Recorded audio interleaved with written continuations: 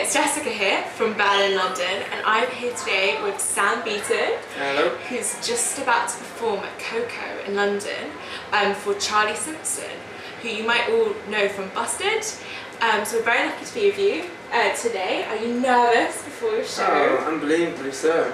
I think you can see I'm really nervous, really nervous. Yeah, always nervous before I go on. What do you do? Anything you do to de-nerve yourself? Well, I would usually do press-ups, but I've Really? thrown that away. Yeah. I'm not talking many though. 2.5, something like that. Get me, pumped up and primed. Yeah. What got you started into music? Really, my dad and my mum and my whole family really are very musical people, and I soon realised that aside from football, which I did for a while, I wasn't really good at anything else.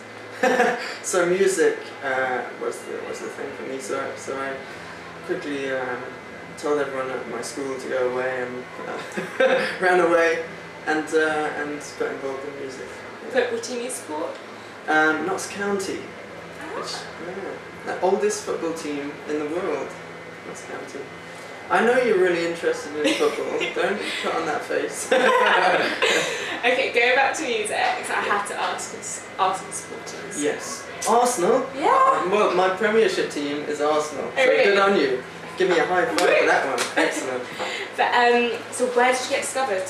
I got discovered in a bar that was probably about 2 inches away from my house. There's a bar in Nottingham called the Old Volunteer, which is a blues bar, and I used to regularly play in there on Sundays, playing Nina Simone covers and little things that I'd written by myself, and that's where I really got my first taste of, oh, this isn't that bad really, And I got discovered there by a producer, and he recorded a demo of me, and that went around the labels, and then here I am today speaking to you.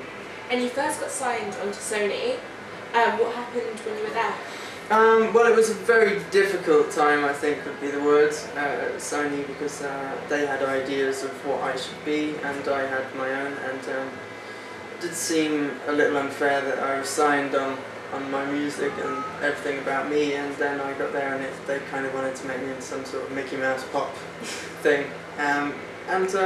So I wasn't having that, so I just sat there for 2 years and waited it out until the time was up, and they asked me if I wanted to extend the contract, and I said no thank you. And since I've been doing it on my own with a kind of direct-to-fan way of doing things, and it's just been an absolute liberation for me, and I feel much more in control and free. So you started the record club. Can you tell our viewers a bit about that? Yeah, well, it's a subscription thing. It's a little like a magazine, so you get a CD every month through the post. It's very retrograde, I know, in this time of digital things. But we've got loads of subscribers globally last year, and I record each month, and whatever I record each month goes out on the CD. And you sign up for 12 months, so a year, and effectively you get an album over the year. And it's just a little something different that we tried, experimenting with. Oh, hello. And it worked out. So, yeah. Do you ever feel under pressure to get your record out in that month? Very much so, but it always works out in the end. We always pull it out of the bag if it's not going so well. I have to work my way through writer's block and things like that. There's no excuses really. I have to get something out there, and it's got to be good, otherwise people won't sign up again. Where do you get your inspiration from when you're writing? That's a real tough question. It's really mysterious. I don't know. But sometimes I can be feeling totally uninspired, and then 10 minutes goes by, and I pick up the guitar and something comes along. I just don't know. I just hope that whatever it is that keeps sending these melodies down to me, that they keep doing it. I'm sure they will. Yeah, I'm sure. And you also performed with James Morrison, Scripts, Scouting for Girls. Who else would be your dream person to perform with? This is going to sound really kind of boring of me and urban, but someone like Neil Young, or someone like that, Emmylou Harris, one of those country people I'd love to support and just see how it goes. See how I match up to someone like Neil Young. I'm sure you do. Thank you. And is he your music inspiration? Do you have any others? Oh, I have lots. I know it's a cliche, but across the board, really. My mum and dad are really influential on my kind of bass, if you will. So things like the Beatles and Neil Young and the band and Bob Dylan and George Harrison. Just all those things have really inspired me and as I was growing up.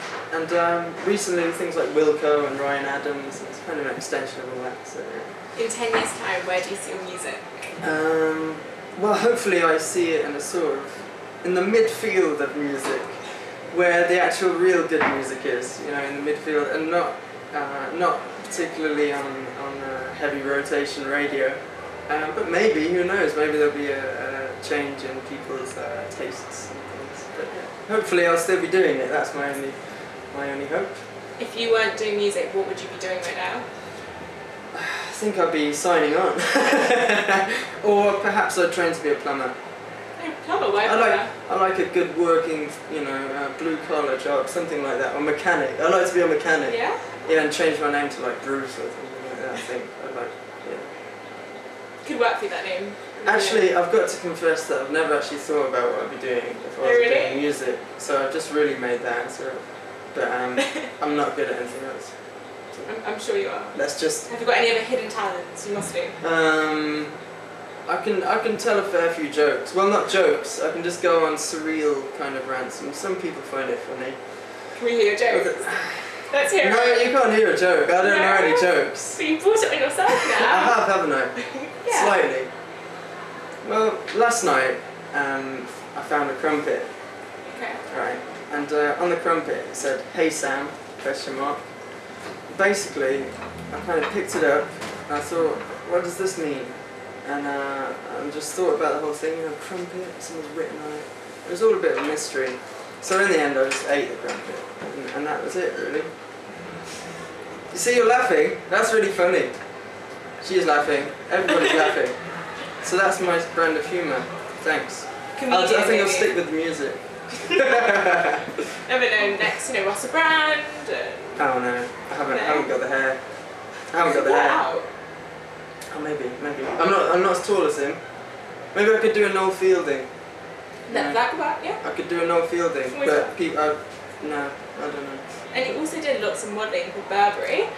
If you could model for any other brand, who would it be? Got him that. That's a very hard question. I don't know. I'd like to, because it's wrong nowadays to smoke, and I don't smoke personally, and I know it's wrong to advertise tobacco companies and things like that, but I think just to go against the grain and make everyone disappointed in me, I'd like to model for like Marlboro and just have like pictures of me with just loads of cigarettes, even though it's the bad thing to do. Okay. But it would say stop smoking because I'm smoking, and I think it might work as a campaign. Could work. It could work because mostly people want to do the opposite of what I do. So contact Marlboro now. That's my thinking. Marlboro, yeah. They must still exist, Marlboro. We don't hear from them now, but they must do. I'm not sure. Do you smoke? No, I don't. Good. Don't. Healthy. Don't. And if you don't smoke, don't smoke Marlboro. Okay. That's the important message. Not at all. Okay. We're possibly on in 2 minutes. I know. Last question. And last question: where are your favourite hangout spots in London?